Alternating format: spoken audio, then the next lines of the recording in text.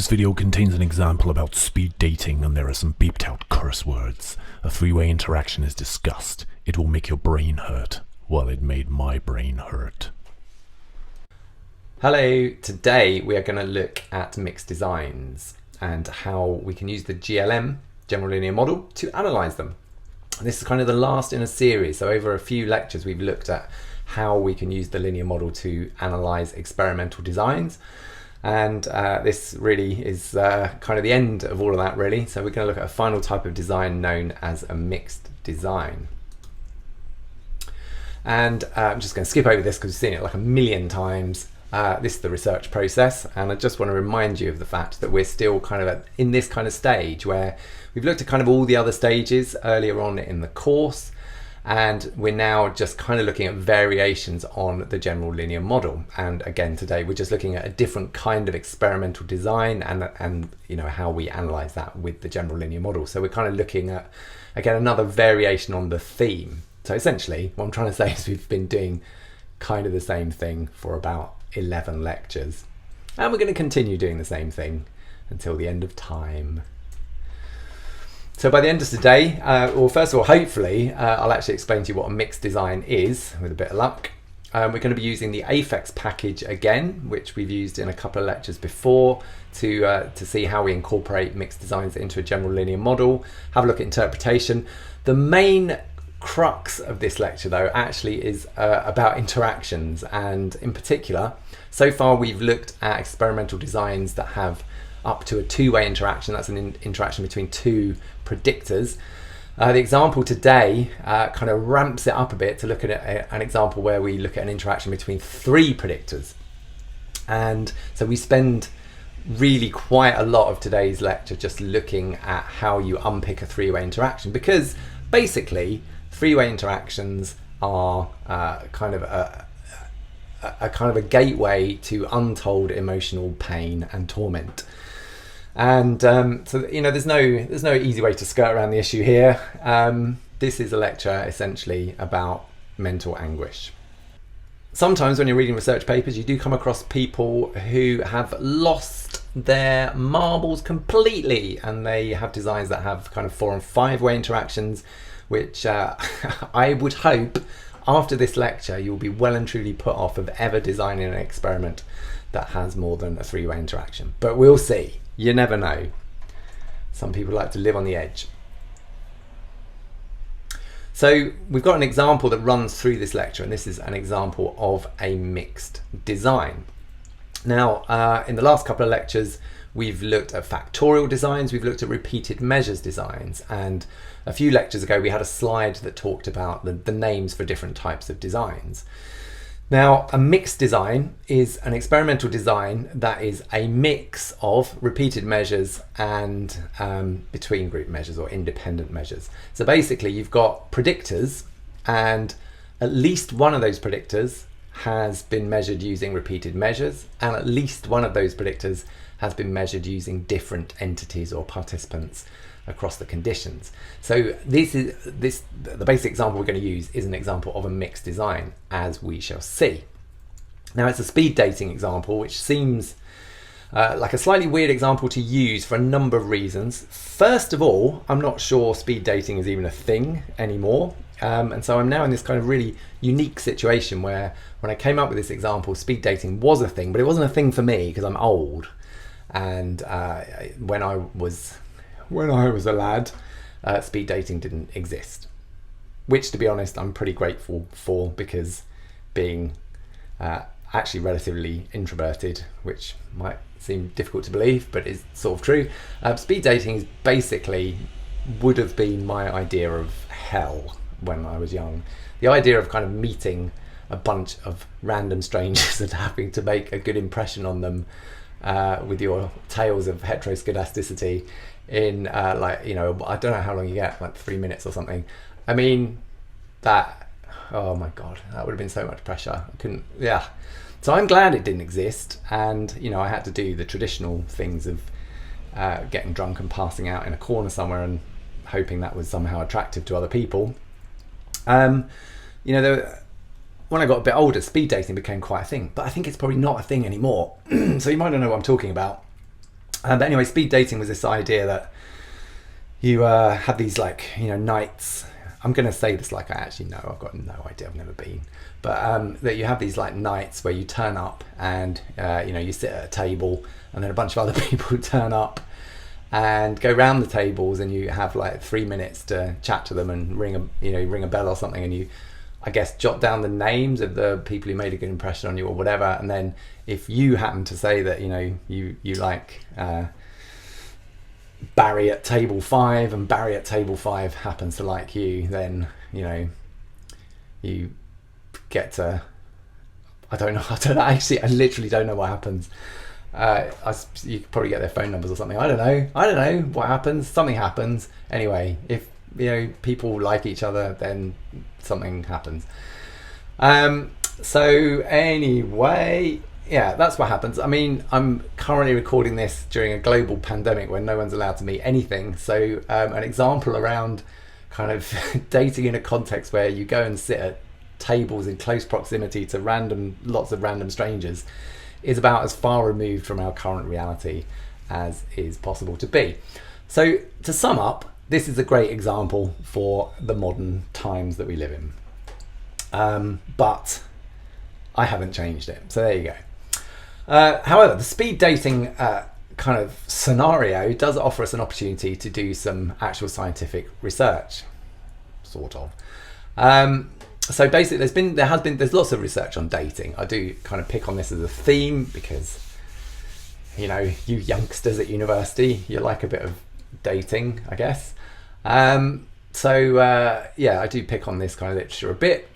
There's been some research looking at kind of dating strategies, and in particular, I picked up on a study a couple of years ago which looked at whether playing hard to get was a good strategy for dating. We've all heard of the idea around, treat them mean to keep them keen, play hard to get, don't seem too enthusiastic, blah, blah, blah, blah. And there is an empirical question there about whether that is actually a good strategy, or whether playing hard to get actually makes you seem really unappealing. So there was a study in 2014 that actually tried to look at this.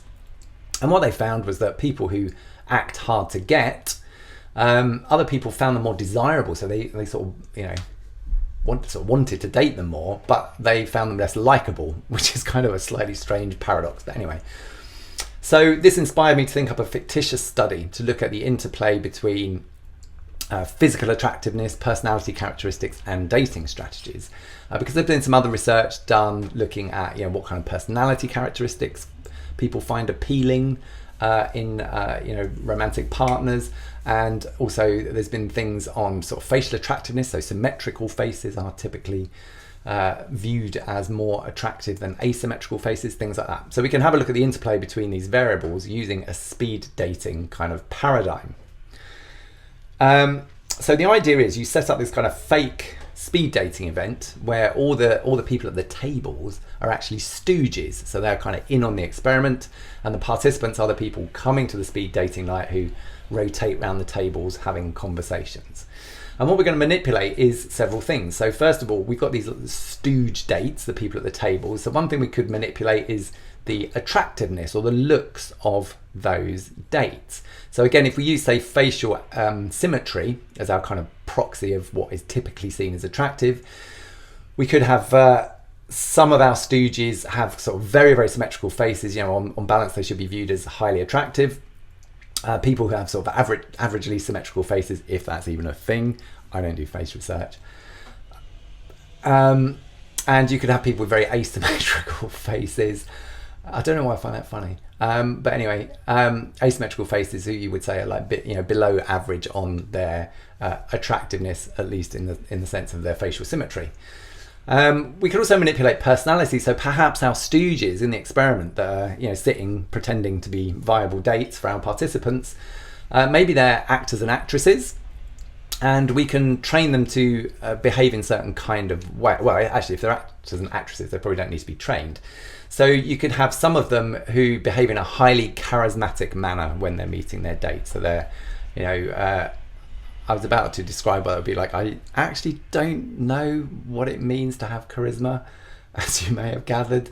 But anyway, so they're like trained or are able to sort of throw on some charisma when required. Some others of them just kind of, act sort of relatively normally, not excessively charismatic or whatever. And then you have another bunch of them who act like statistics professors, very low on charisma, very dull, and maybe don't ask people about their own, are not forthcoming with questions to the other person, and just talk monotonously about the shape of their residual plots for 3 minutes, that sort of thing. And then a third predictor, because sometimes 2 predictors is not enough. We could manipulate dating strategy. So maybe when the people turn up for the speed date, when the participants turn up, the organizer surreptitiously gives them one of 2 coloured stickers randomly. So they're randomized into a kind of a condition. And depending on what colour sticker they have, the stooge dates either act kind of normally or they play hard to get. So in combination with whatever level of charisma they're supposed to be displaying, they either sort of just do their thing, or they deliberately play sort of slightly aloof and hard to get. So we've got lots and lots of manipulations here. I've got a nice diagram to hopefully illustrate all of this. So what happens is each participant goes around the tables, has their 3 minutes of conversation with each of the stooges, and after that 3 minutes conversation they give a rating of how much they would like a kind of a proper date with that person on, say, let's go for a percentage scale. Psychologists love a percentage scale, which is 0, get me a plane ticket away from this person, and 100 is get me their phone number, I guess, essentially. So we got a high score means highly desirable date prospect, something like that. Right, so here's my nice diagram. So what we're manipulating here across the experiences that the participant has. Every participant coming in, bearing in mind they've been randomized to a hard to get condition versus a normal condition. So for half the participants, all the dates they meet play hard to get, and for half the participants, all the dates they meet do not play hard to get. But within that, they go around the tables and they are going to meet dates, the stooges, who vary in their attractiveness in terms of facial symmetry. So highly attractive, averagely attractive, and white walkers, low attraction. Well, the white walker does look quite symmetrical, so maybe that was a bad one to pick. And within each of those categories, they are going to meet someone who is acting very charismatically, someone who's acting kind of just normally, and someone who's deliberately trying to be very uncharismatic.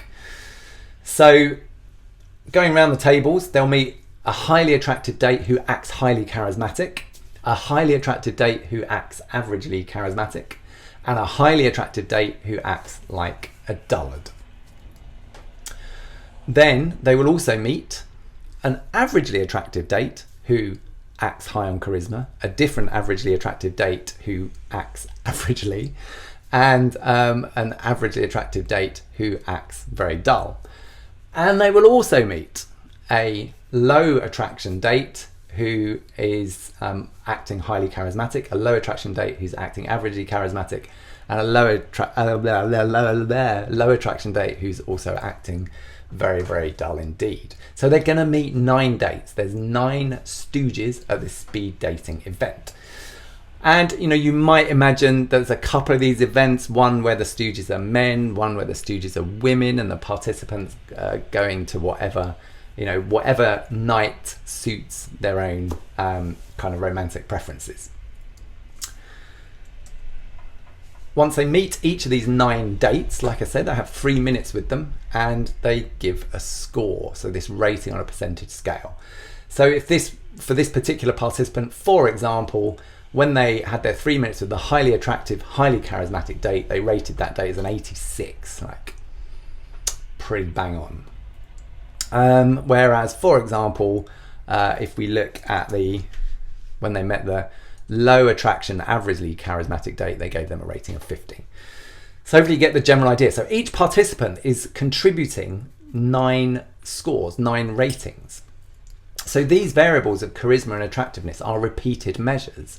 Every participant has contact with every combination of attractiveness and charisma across the tables that they go to. So they visit 9 tables, have 9 interactions, and give 9 scores. So these are repeated measures. But we've got another manipulation, which is whether these dates are playing hard to get or not. And that's a between subject factor. We've manipulated that by allocating different people to different conditions. So half the participants, all of the dates they meet play hard to get. Half of the participants, all the dates they meet do not play hard to get. So this is a mixed design because we have one predictor that we've manipulated with between subjects, or as an independent kind of manipulation, and that is the playing hard to get or not. And we've got 2 repeated measures variables. One is level of attractiveness of the date, the other is level of charisma of the date. So in combination, we've got at least one predictor that's been manipulated using different entities in the different conditions, and we've got at least one predictor that's been manipulated using the same entities or participants. So we've got a mixed design. We've got a mix of repeated measures and independent measures. Right, so here's what the data looks like. So if you get this in R, this is what you're going to be confronted with. And we've got participant IDs. So our first participant, who we will just simply call 2RL3F. There's 9 rows of the data that are allocated to the same participant. So remember this in what we call tidy format. And then we've got our 3 predictors, strategy, looks, and personality, that tell us the kind of conditions that particular scores came from. So this participant, they've got 9 ratings here. And then the variables or the columns for strategy, looks, and personality tell us about the combinations of those variables that contribute to the score. So notice, because strategy is manipulated between participants, everyone that this participant met at the speed dating night was playing hard to get. But within looks and personality, we've got different combinations. So we've got high looks, high charisma, average looks, high charisma, low looks, high charisma, high looks, average charisma, average looks, average charisma, low looks, average charisma. So you can see you've got all combinations of looks and charisma because that was a repeated measure. So within that person, 2RL3F, within that individual, they experienced all combinations of looks and personality, but they only experienced people playing hard to get. So that's what the data looks like. Now, in terms of the linear model, this is a fun slide. When we looked at repeated measures, we talked a little bit about how we have to model dependency in the scores. And one way to do that was to add a term to the model that reflects the kind of, variability in ratings across individuals. So at a bare minimum, you can fit more complex models than this, but we're not going to. As a bare minimum, what we can do is model variation in the ratings that people give across participants. So we also, we briefly touched on this, but not in any great detail. You can also allow the different effects to vary across individuals, but we're not going to do that. We're going to do this sort of bare minimum kind of version of the model. So all we're saying here really is that we've added this extra term which relates to the variability in date ratings across individuals. So that's sort of modeling the repeated measures elements of these data. So by adding that term in, we're kind of covered for our repeated measures. And the other thing we talked about last in one of the previous lectures is that we now have 2 subscripts, I and J, and these represent the fact that we have kind of ratings within nested within individuals. So the J represents the different individuals. Anyway, the more important thing is to look at what this model contains. And I'm basically what's on the screen is an oversimplification, because thinking about the variable looks, that has 3 levels, low, average, high. And personality also has 3 levels, low, average, high. So in reality, we'd be entering these into the model as dummy variables. So we'd be transforming looks into 2 dummy variables because there's 3 categories, and the same with personality. I'm ignoring that fact because otherwise the equation just basically starts to warp the space-time continuum with its complexity. So let's just pretend, for example, that we can just put looks and personality in without dummy coding them, because I want to illustrate just how many effects we are actually putting in when we put in these 3 predictors. So first of all, we're putting in what are known as the main effects, so the kind of singular effects of strategy, looks and personality.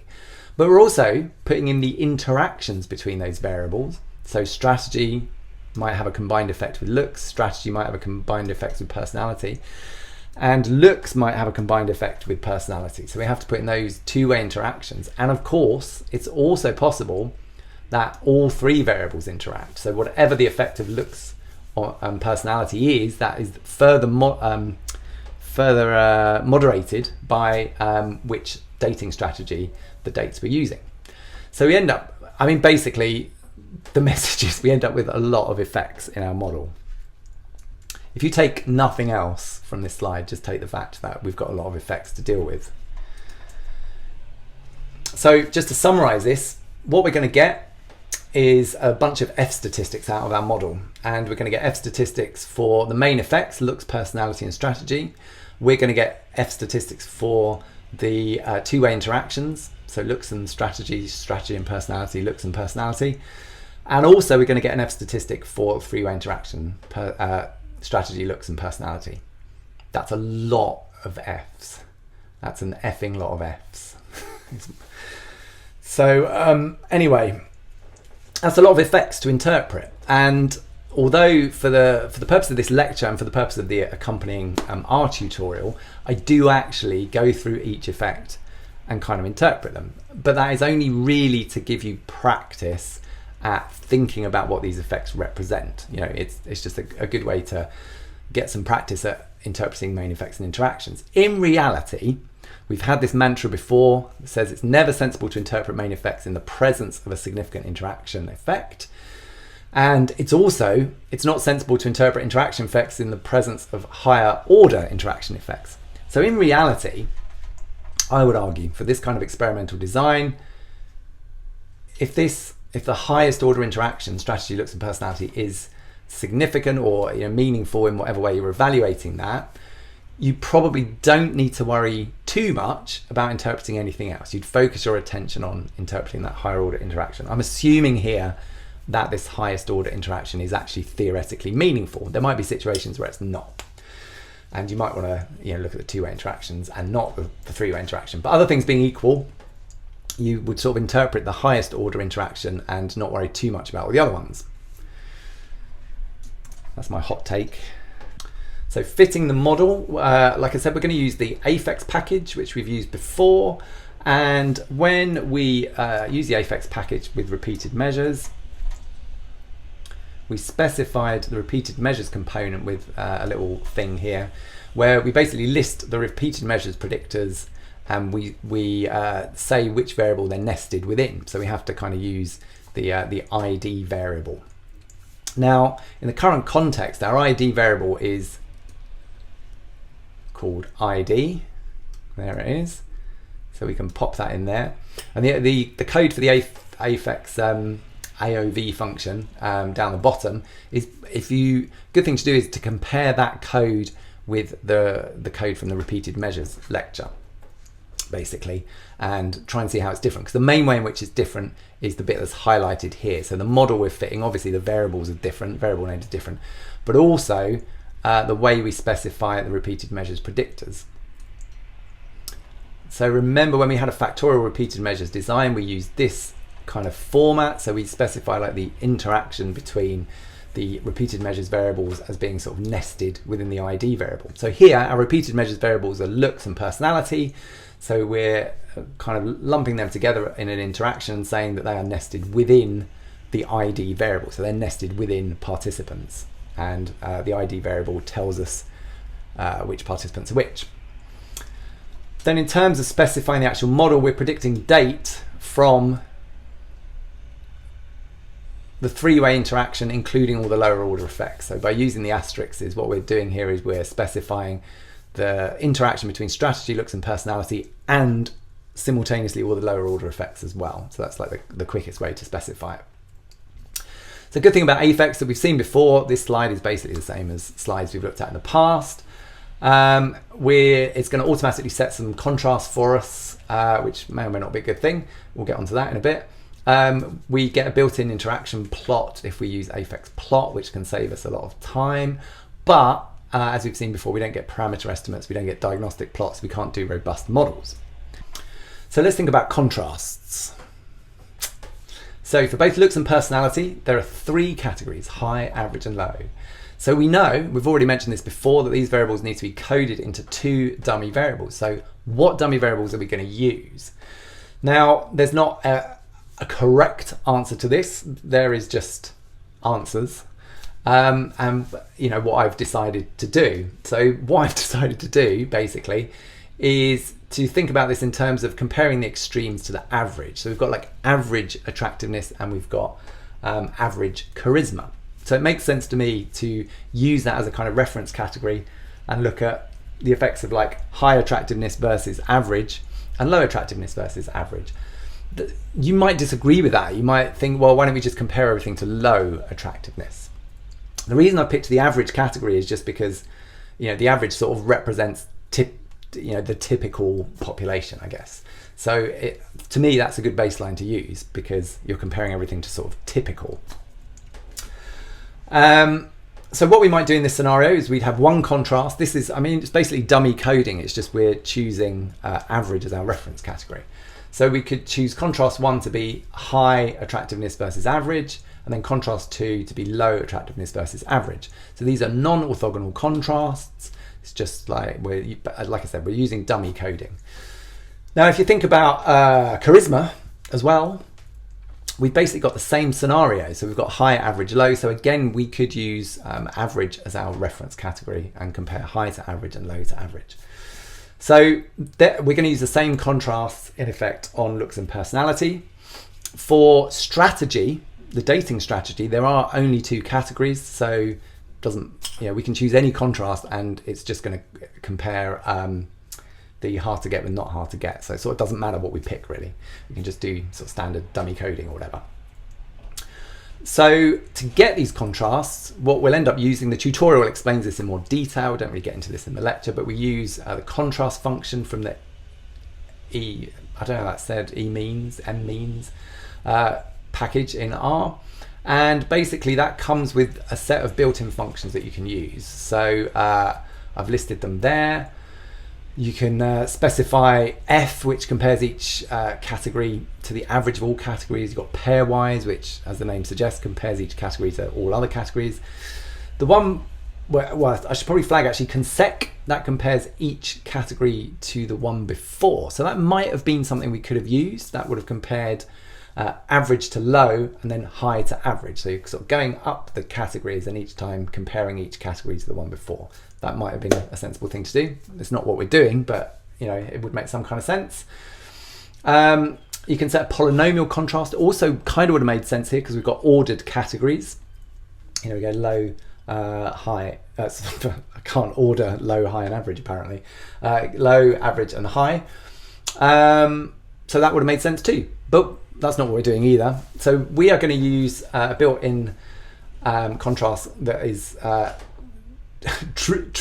control, which is short for treatment versus control. So basically it's a way of dummy coding, but you can declare a sort of bespoke reference category. So it's like doing dummy coding, but you just say, oh, well, what we're going to say is we want average to be our reference or baseline. Hello, welcome to Milton's Secrets. And today, I'd like to share with you a secret about my owner. Now, he would like you to believe that he is like super clever and never makes any mistakes, especially not about statistics. However, I have a little secret to share. edit. A lot of data on which to base his... Oh. Well, that went f***ing well, didn't it? What I'm going to do is I'm going to show you this thing that I'm then not going to show you because something's not happening. Oh, I got my glasses on. Difference between the group meters based on different Oh, that's such a explanation. We're going to talk about contrast. Well,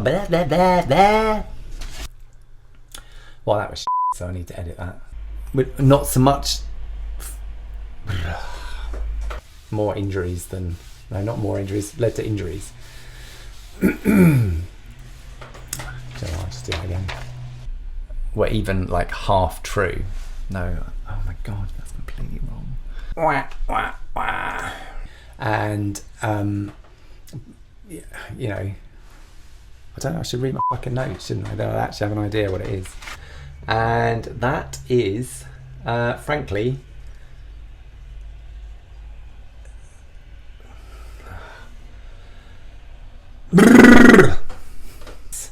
so a lot of the time is a variant on the general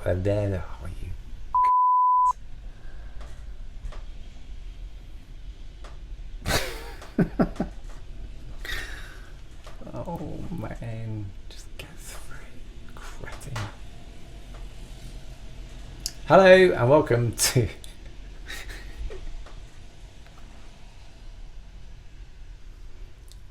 Hello. Now, unbelievably, this is about the 6th time that I've started recording this lecture, but you'll never know that because I'm going to edit out the other 5. But don't tell him I told you, or he might not give me any treats. Milton really likes treats. Oh yeah, I love treats. Bye. Okay, so when we fit this model, this is what we get out. We get a table with F statistics, which looks the same as most other tables we've looked at with F statistics. We've got this massive list of effects, strategy looks, then all the two-way interactions. And finally, what I've highlighted in yellow is the three-way interaction. So this is the strategy by looks interaction, this is the strategy by personality interaction, this is the looks by personality interaction, and then finally, as I said at the bottom, is the three-way interaction. As is the case in other repeated measures designs, the afex package has already applied a Greenhouse-Geiser correction, so that's a happy story for us, but that explains why some of our degrees of freedom are looking not like nice round numbers. We've got an F statistic for each effect. We've got an effect size for each effect, which is a generalized eta square, which we've come across before. And we have our p-values in this final column. You can see there, apart from the overall effective strategy, which is about as non-significant as you could ever see something. It's nearly got a p-value of nearly 1. All the other effects are highly significant. P-values are way less than 0.05. Like I said, the main effect we're going to care about in this context is the three-way interaction. So we could report the strategy by looks by personality interaction was significant. F, remember to quote, its degrees of freedom. So the 3.2 comes from there, and the 57.55 comes from there. So it quoted the degrees of freedom. It would also be a good idea if you're writing this up to mention that their Greenhouse-Geiser corrected. We've got the value of F, and we've got, if we're doing APA stuff, we're reporting P as less than 0.001. And the effect size, which generalized eta, 0.35, that's suggesting that the interaction accounts for about a third of the available variance in date rating. So bearing in mind, because this is a partial eta square, it's telling us about the proportion of variance that's the proportion of the leftover variance that it's explaining. So that's why those the values in the GES column don't sum to 1, because it's telling us about how much variance that's left over once all the other predictors have been kind of given a bite of the cherry. How much of the leftover variance does strategy by looks by personality explain? It's about a third, which is decent enough effect size. Right, so like I said, I'm going to painfully and tediously go through each of these effects just so we can get some practice at interpreting them. So the main effect of strategy was non-significant. and this the plot. There's a format to all these slides of showing you the plot of the effect, and also showing you the estimated marginal means, which you can get out of R should you wish to. Like I said, you wouldn't necessarily need to do this for every single effect in this kind of analysis. You'd probably focus on the whichever effect is kind of testing your substantive hypothesis. But anyway, so I've got some estimated marginal means here, and these are essentially what are plotted on the plot over here. And that's the same in all the slides, so I won't keep mentioning that. Hopefully, what you can see is when we collapse across the charisma of the date and the looks of the date, and we just focus on whether they were adopting hard to get versus a non-hard to get strategy, you can see these two means are basically identical. You can also see it here as well. So that's why the p-value was basically 1. There's like no difference whatsoever. But that's not interesting, because we know that looks and personality, interact with strategy. So we don't really care, because we know this effect is moderated by other variables.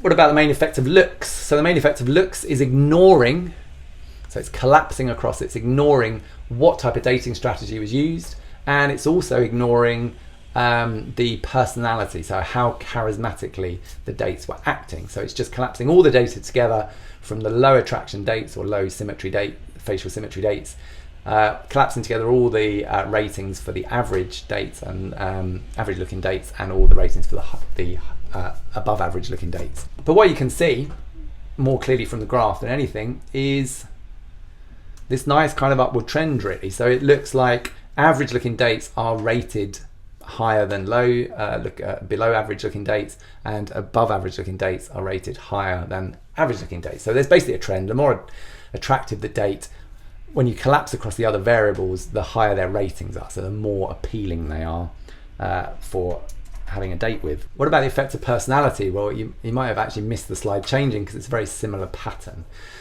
Again, if we this is collapsing across what the date looks like. So it's just taking all of the dates that acted with low charisma and piling together their ratings. The same for those with average acting with average charisma, and the same with those acting with high charisma. So it's just lumping all those scores together and working out what the kind of average rating is. Really similar pattern to with looks. So we just get this kind of upward trend where it looks like averagely charismatic dates are rated more highly than low charismatic dates. Those acting very charismatically are getting higher ratings than those acting with average levels of charisma. So let's have a look at the strategy by looks interaction. So now the data has been collapsed across how charismatically the dates are acting, but it has been split by both whether the date was playing hard to get or not, and their attractiveness, facial symmetry. So first of all, let's have a look at what's going on when when the dates are acting normally. So when the dates are acting normally, we've got this kind of line here. So it's relatively flat in comparison to when dates are playing hard to get. So we can see that ratings do go up as the dates get more attractive. The ratings go up, but they go up at a kind of relatively slow rate. Whereas when dates are playing hard to get, this other line, there's a much steeper increase in rating. So it looks like the effect of attractiveness is moderated by the dating strategy. So the effect of attractiveness is stronger when the dates are playing hard to get. You get a steeper increase in their rating. So the slope of that line is steeper than when the dates are acting normally. Strategy by personality, again, it's a very, very similar sort of pattern, but it's actually sort of flipped the other way. So here we're collapsing across what the dates look like. We're just looking at the effect of charisma, so low, average or high charisma, again in the two different dating strategy groups, so whether the dates are acting normally or playing hard to get. Now when it comes to charisma, if we have a look at those acting normally, we get a fairly dramatic effect of charisma. So the slope of the line that I've just highlighted is pretty steep. When people are acting normally, their charisma really kind of makes a difference. If they're acting highly charismatic, their ratings are way, way higher than if they're acting a stats textbook author. However, when they're playing hard to get, this effect of charisma is kind of dampened quite considerably. So you can see that charisma doesn't have nearly so much of an effect when people are playing hard to get, which is maybe not that surprising, because, you know, if you're being sort of charismatic but yet aloof, you're maybe not that, you know, not that appealing, because you're like, well, you know, they're kind of a fun person, but also emotionally distant and, you know, maybe bad news. Let's have a look at the looks by personality. Things are starting to heat up now. The looks by personality interaction. So this again is ignoring the dating strategy. I bet you can't wait for that to come into the mix. It's just looking at the sort of combined effect of looks and personality. So what I've plotted here is the attractiveness of the date along the bottom. So when we go along the x-axis, we're looking at increasing attractiveness of the date from low, average to high.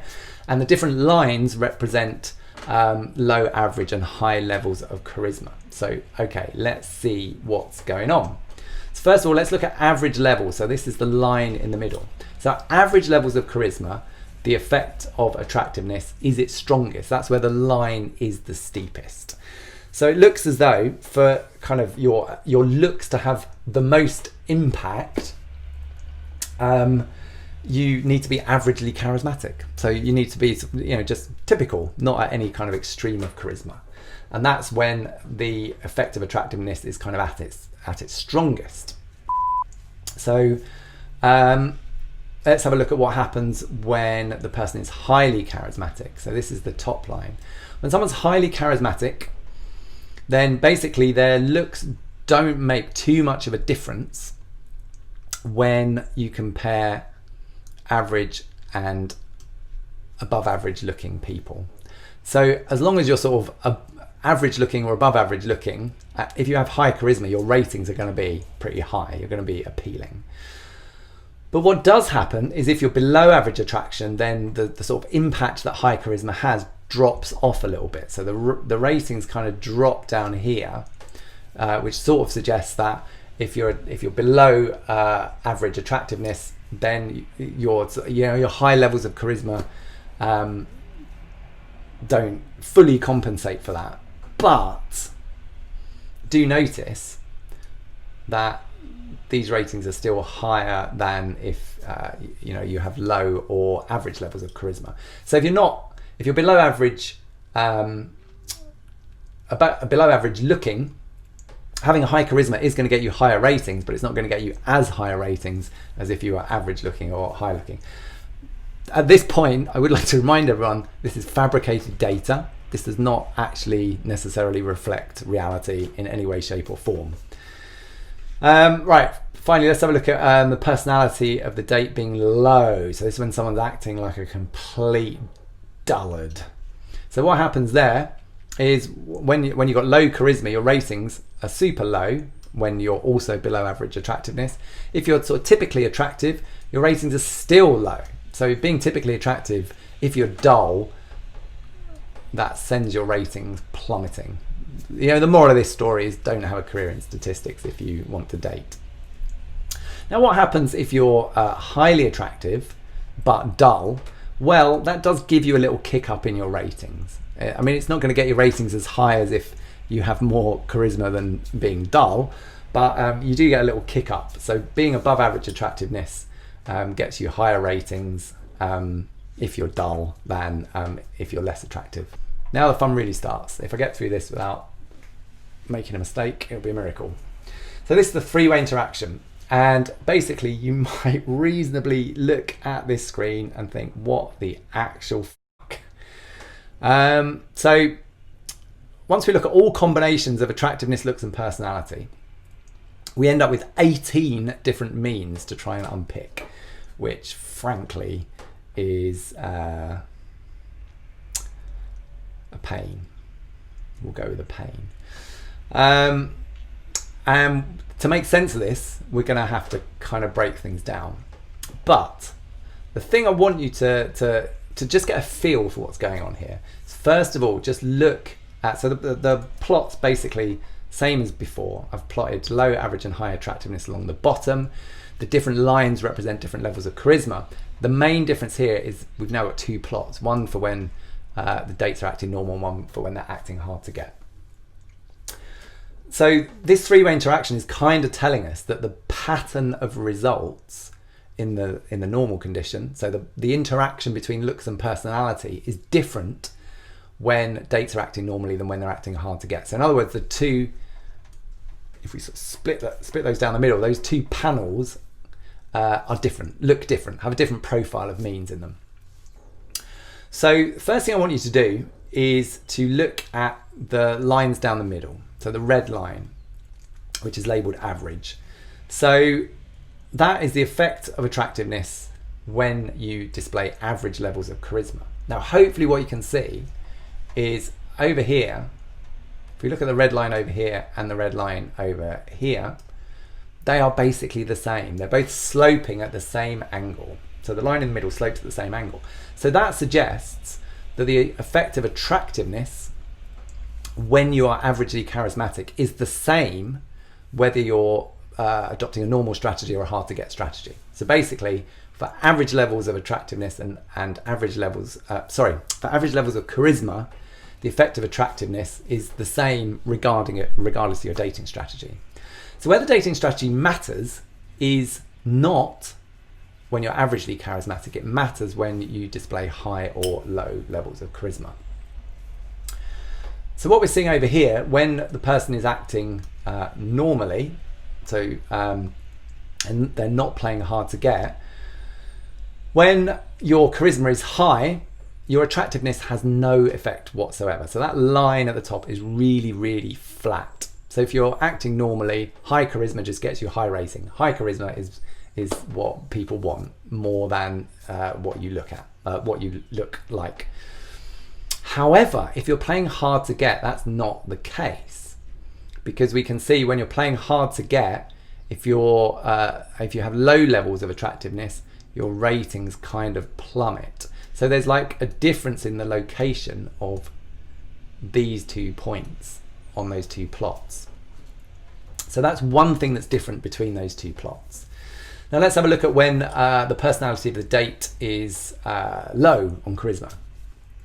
And what we get then, so we're looking at this bottom line here, is again, when people are acting normally, so not playing hard to get, you just get low ratings. It's like low charisma, low ratings. So if you're dull, you're going to get low ratings. Doesn't matter what you look like. You know, you can look as handsome or as beautiful as you like. Your ratings are going to be low because you're dull. However, if you're playing hard to get, that's not the case. It is the case for low levels and average levels of attractiveness. But if you're highly attractive and playing hard to get, but dull, if indeed that combination is possible to achieve, then you suddenly get a massive kick up in your ratings. I don't know why that might be. Maybe it's because you're coming across as vaguely mysterious and enigmatic. I've got no idea. You know, it's like, well, he spent the entire 3 minutes talking about sphericity, but he was really aloof. I like that in a man. Yeah, anyway. So again, when we're comparing the two plots, we've got this very sort of substantial difference in where these two dots are. So what's happening when you've got a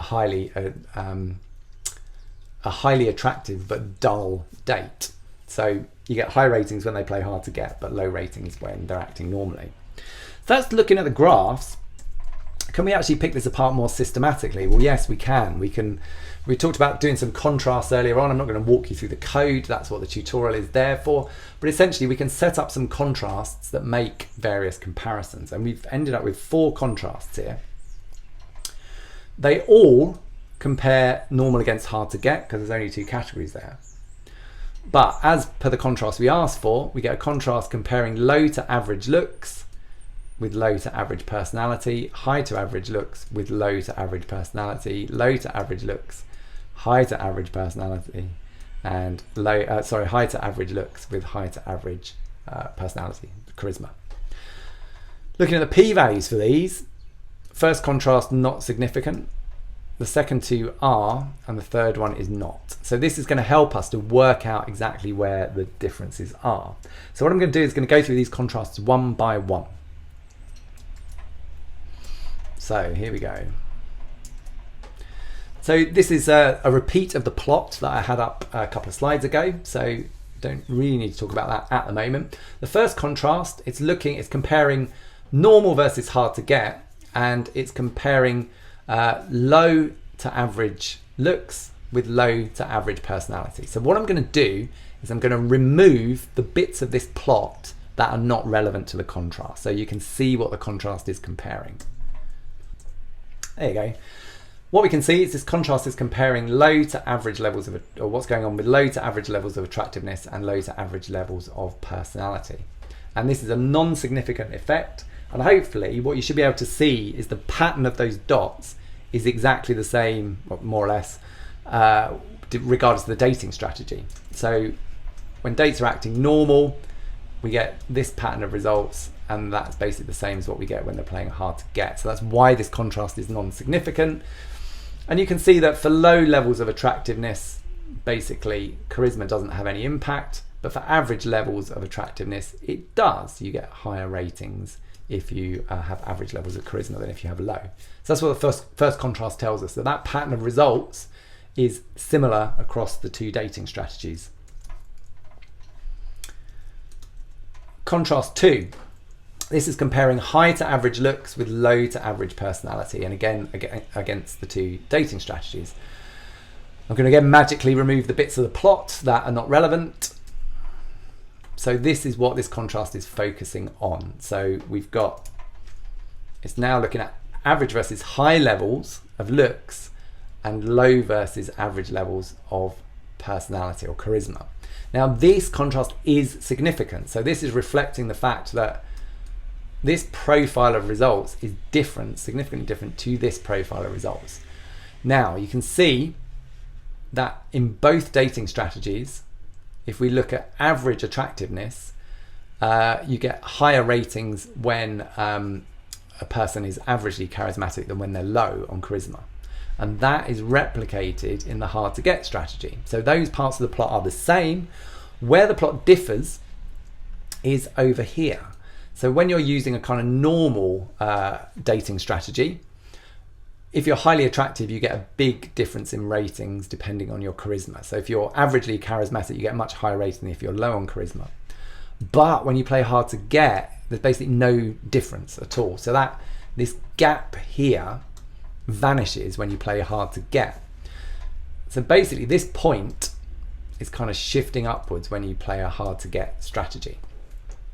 So this is what this significant contrast tells us.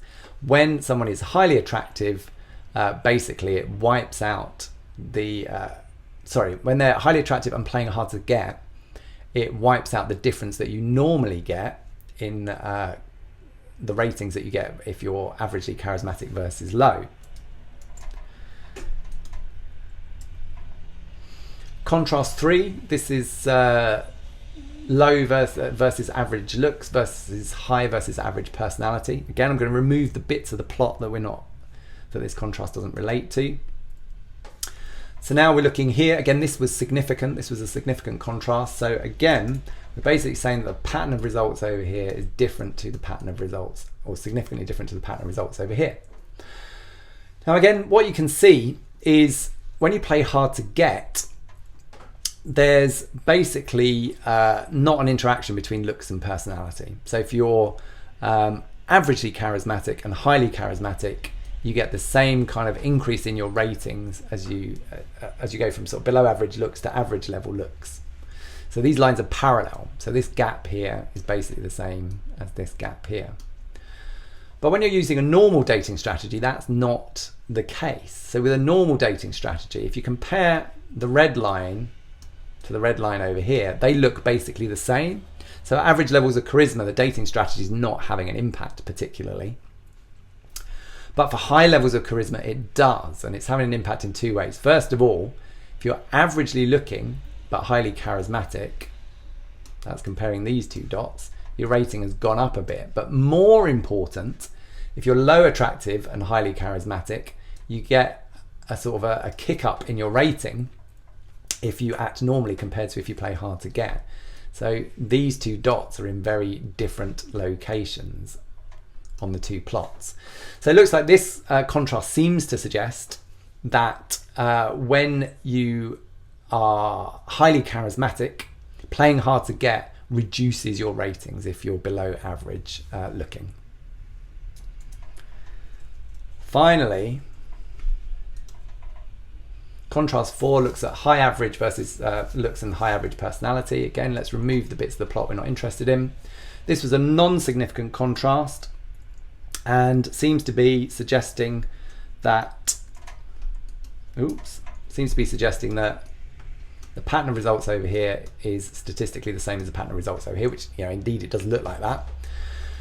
And so when you're highly attractive, you get similar ratings if you're averagely charismatic to if you're highly charismatic, and that's the same regardless of the dating strategy you use. But if you're averagely attractive, you get higher ratings if you're highly charismatic than if you're averagely charismatic. And again, that pattern is repeated over here. So this non-significant contrast is telling us that the dating strategy doesn't affect this kind of pattern of results in the plot. Okay, I mean, if that hasn't fried your brain, frankly, nothing will. To summarise all of this, mixed designs combine at least one predictor measured using repeated measures and at least one measured using different entities. Although, you know, I didn't explicitly mention it, sphericity is still an issue for the repeated measures variable, but because we're using afex, we can basically forget about it. It's going to use a Greenhouse-Geiser correction, so we use it by default. We report that we've used it, and then we forget about it. The output's kind of the same as all the other designs we've looked at. It's just today we looked at a more complex design with a three-way interaction. Generally, unless it's not theoretically interesting, you'd pick apart the highest order interaction. And you need to use contrast to try to do this. And, you know, there's no kind of easy way out of it. It is basically quite hard and makes your brain hurt. Okay, thanks for listening, and I will see you again soon. Bye.